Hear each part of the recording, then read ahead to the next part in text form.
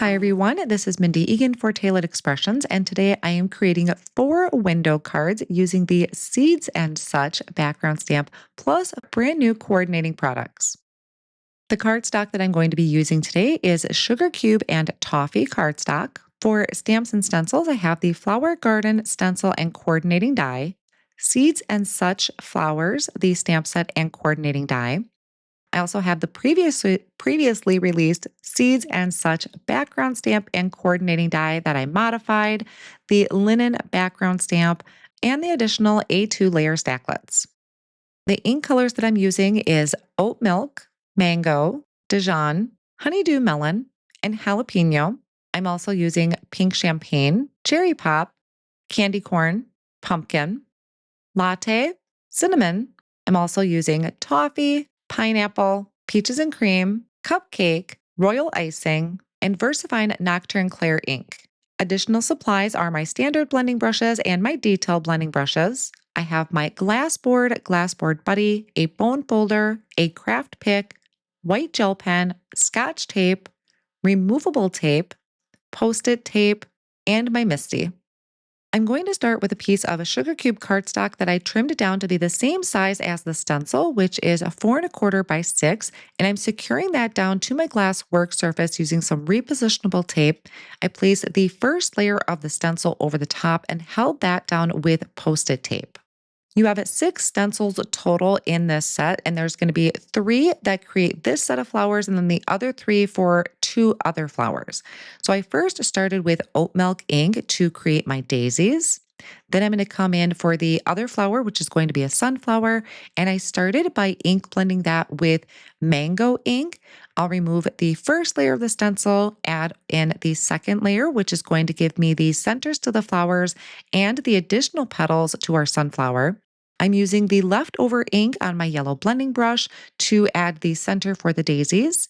And then I'm coming in with Dijon for the flower petals for the sunflower. And these are set in the back of the flower. So that's why I wanted them to be a little bit darker. I also used the Dijon ink and a detail blending brush to add a little bit of shading to the center of the daisies. I'm removing this layer of the stencil, adding in our final layer for these 2 flowers, and this is going to be using our greenery. So I'm starting with honeydew melon. This is going to give it a nice light base color for all of the leaves. I'm doing this color for both of the daisies and also my sunflower, but the sunflower also has a stenciled area for the center. So I mask that off with some post-it tape. And then I'm going to give my leaves some shading, and for this I'll be using some jalapeno ink and a detail blending brush. I'm just adding that darker color to one side of each of the leaves for both the daisy and also the sunflower. Once I'm done ink blending the leaves, I want to wipe off any excess ink so that way I can remove the post-it tape from the center and place that over the top of my leaves to mask that area off. Post-it tape doesn't like to stick where there is wet ink, so you'll want to make sure to wipe that off. Then for the center of the sunflower, I started out with a latte ink, giving that a nice light wash of color.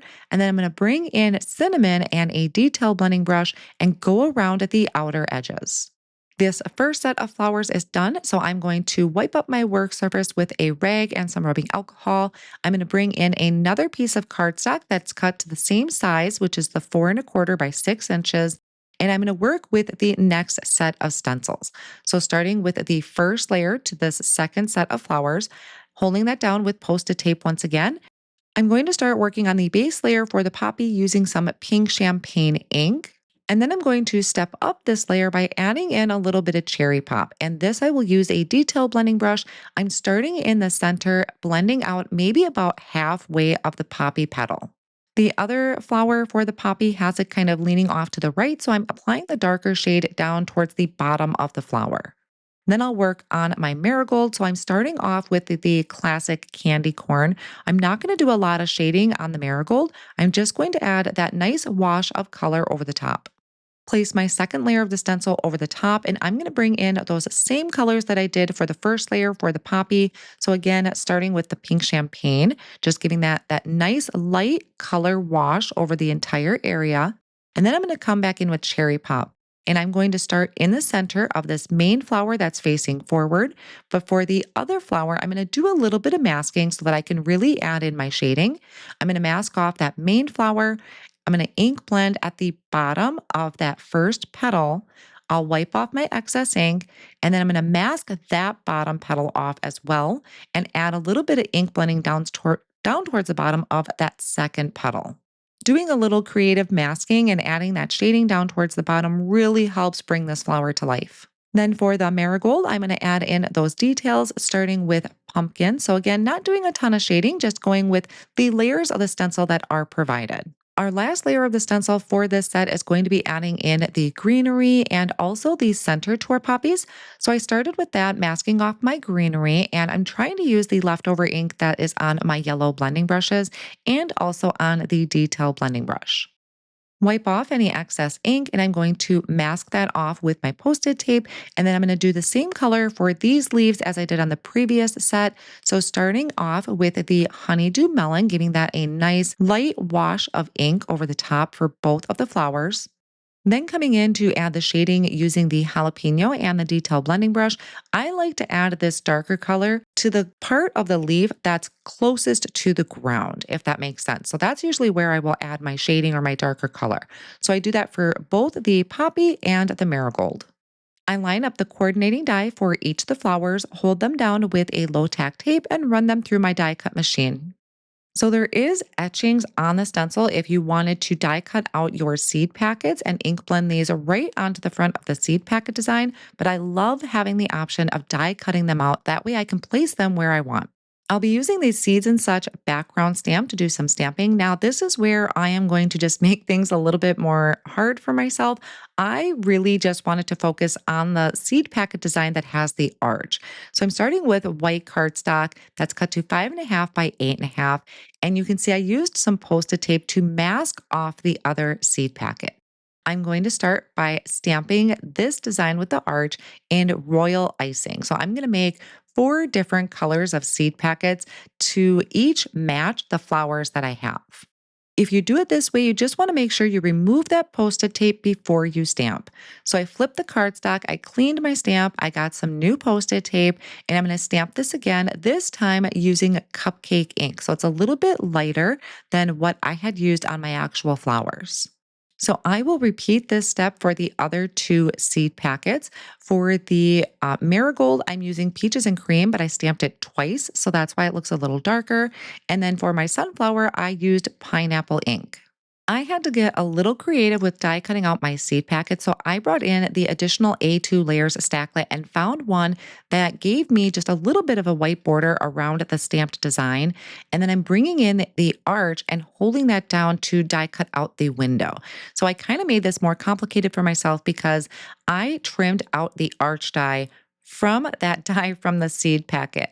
And the reason that I did that is because I wanted to use this same arch shape to create a window in my card base. So if you just leave the die as is when you purchase it, it'll die cut out both panels perfectly, both seed packet designs, and your arch or your centerpiece placement will be perfectly aligned. I just really wanted to have that arch be able to create a window. So that is why I trimmed it out. And that's also why I had to bring in the additional A2 layer stacklets, is because I needed to have one single rectangle die cut instead of 2, because I only stamped this one design. Now, before I do any die cutting of a window from the front of my cardstock, I went ahead and created 4 side folding card bases out of toffee cardstock. I scored it at 4 1/4, and then I'm placing this in at my MISTI tool, and I want to have that kind of adjusted just a little bit up. So the top end of my card base is going to be kind of sticking up a little bit. I want to get the entire coverage of the linen background, and I also masked it off where the score line is. I felt like the linen background gave it a nice rustic look. Now I'm going to work on creating the window into my card front. What I want this to do is have the flower on the inside of the card, but I want you to see it from the outside. So I'm taking one of my stamped seed packet panels. I'm centering that as best as I can on the front of my card, taking the arch die and just placing it in that centerpiece, and then tracing on the inside of the die with a pen or a pencil. I'll remove that seed packet panel, open your card base, place that arch over the top. So it's going to line up over those lines that I drew. Hold that down with low tack tape. And then here you can see where I die cut that arch window out. I did experiment previously or outside of the camera with doing maybe a rectangle window, but this looked cleaner when looking at it from the inside. I trimmed a piece of a sugar cube cardstock to 4 by 5 1/4, added some tape runner to the back, and then I'm placing that on the inside of my card panel. And then before I go too much further on this, I need to stamp my sentiments on the front of my seed packet. So I really wanted to have the name on there of the flower and then also that seed packet company name I thought was really neat. So I'm starting with my pink seed packet here and I'm adding poppy onto that, just stamping that in VersaFine ink. Now, if I were to go back and redo this, I would say if you're going to add that sentiment that says in full bloom seed company, which you're going to see here in a minute, I would stamp that first and then come in and stamp your flower names at the top. I think it's going to fit better and maybe even get better alignment than what I did here.